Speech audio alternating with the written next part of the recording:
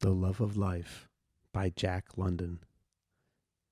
Two men walked slowly through the low water of a river. They were alone in the cold, empty land. All they could see were stones and earth. It was fall, and the river ran cold over their feet. They carried blankets on their backs.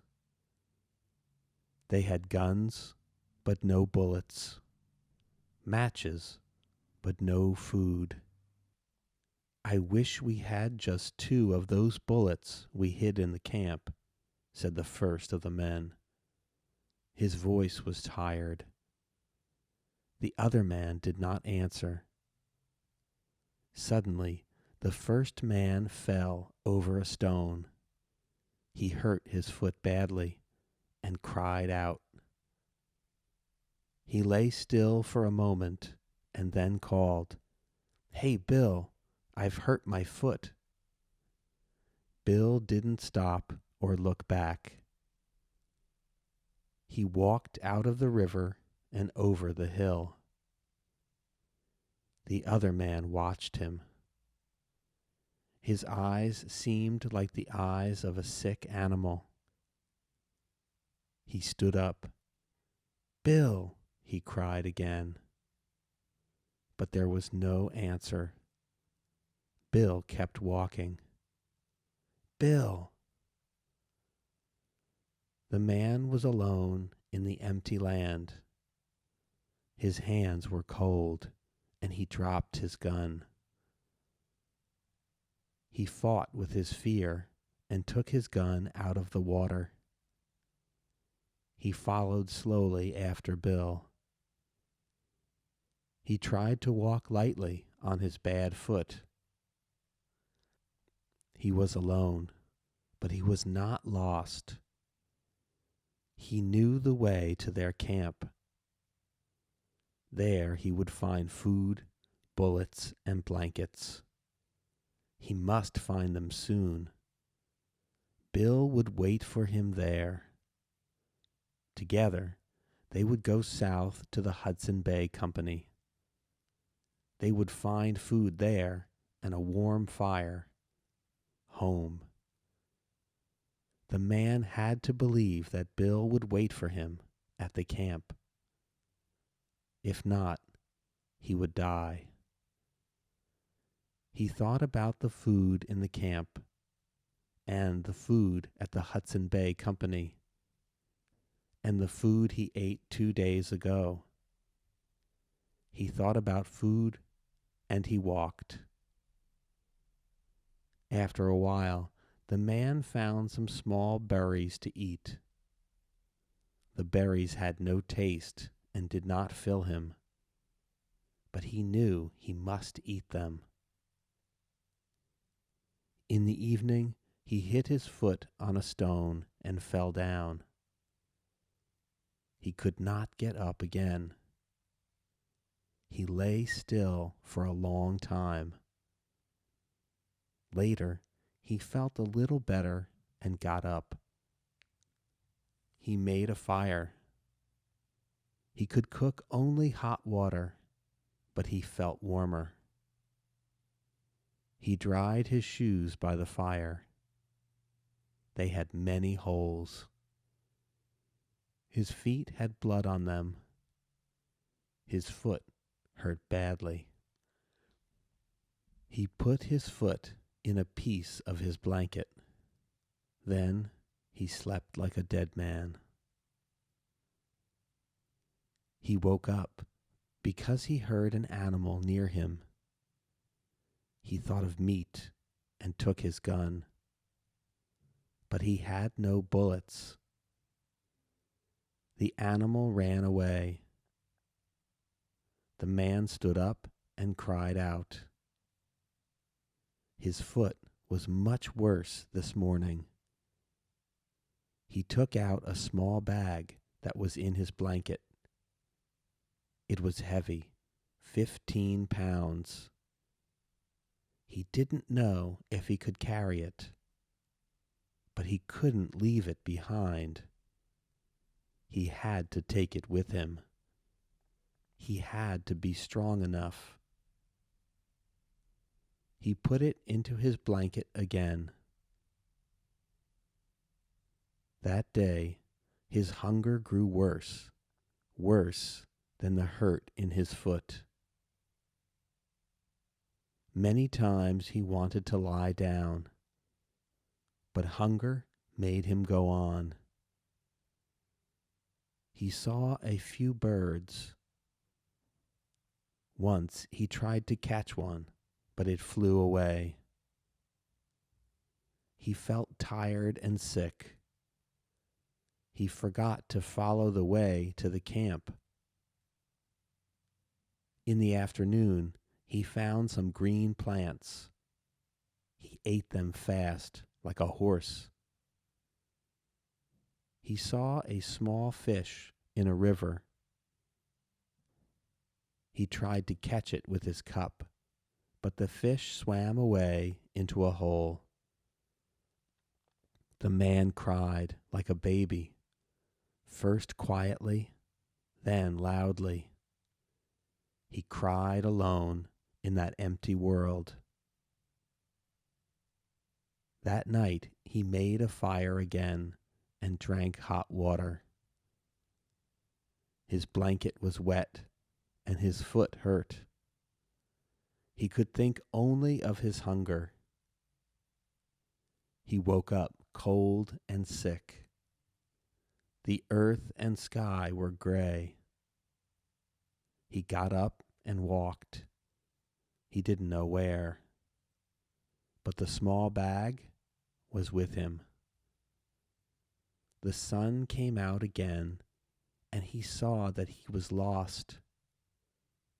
Was he too far north? He turned toward the east. His hunger was not so great, but he knew he was sick. He stopped often. He heard wolves and knew that deer were near him. He believed he had one more bullet in his gun, but it was still empty. The small bag became too heavy. The man opened the bag. It was full of small pieces of gold. He put half the gold in a piece of his blanket and left it on a rock.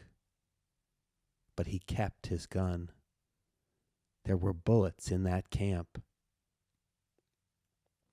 Days passed, days of rain and cold. One day, he came to the bones of a deer. There was no meat on the bones. The man knew wolves must be near. He broke the bones and ate like an animal. Would he, too, be only bones tomorrow? And why not? This was life, he thought. Only life hurt. There was no hurt in death. To die was to sleep. Then why was he not ready to die? He could not see or feel. The hunger, too, was gone. But he walked and walked. One morning, he woke up beside a river. Sunlight was warm on his face. A sunny day, he thought. Perhaps he could find his way to the camp. His eyes followed the river. He could see far. The river emptied into the sea. He saw a ship on that silver sea. He shut his eyes. He knew there could be no ship, no seas in this land. He heard a noise behind him and turned back. A wolf, old and sick, was following him. I know this is real, he thought. He turned again. But the sea and the ship were still there. He didn't understand it. He tried to remember. What did the men at the Hudson Bay Company say about this land? Was he walking north, away from the camp, toward the sea? The man moved slowly toward the ship. He knew the sick wolf was following him. In the afternoon, he found more bones left by wolves. The bones of a man. Beside the bones was a small bag of gold, like his own. Ha! Bill carried his gold to the end, he thought. He would take Bill's gold to the ship. He would have the last laugh on Bill. His laughing sounded like the low cry of an animal. The wolf cried back to the man, and the man stopped laughing. How could he laugh about Bill's bones? He could not take Bill's gold. He left the gold near the bones. The man was very sick now. He walked more and more slowly. His blanket was gone. He lost his gold, then his gun, then his knife. Only the wolf stayed with him hour after hour. At last the man could go no further. He fell down. The wolf came close to him. It weakly bit his hand. The man hit the wolf, and it went away. But it did not go far. It waited. The man waited. After many hours, the wolf came back again. It was going to kill the man. But the man was ready. He held the wolf's mouth closed, and he got on top of the sick wolf. He held the animal still. Then he bit it with his last strength. He tasted the wolf's blood in his mouth. Only love of life gave him enough strength. He held the wolf with his teeth and killed it. Later, he fell on his back and slept. The men on the ship saw a strange thing on the land. It did not walk. It was lying on the ground, and it moved slowly toward them, perhaps 20 feet an hour. The men went close to look at it. They could not believe it was a man. 3 weeks later, the man felt better. He could tell his story. But there was one strange thing. He could not believe there was enough food on the ship. The men told him there was a lot of food, but he only looked at them with fear. And slowly he began to grow fat. The men thought this was strange. They gave him less food, but still he grew larger and larger. Each day he was fatter. Then one day they saw him put a lot of bread under his shirt. They looked in his bed too and saw bread under his blanket. The men understood and left him alone. The end.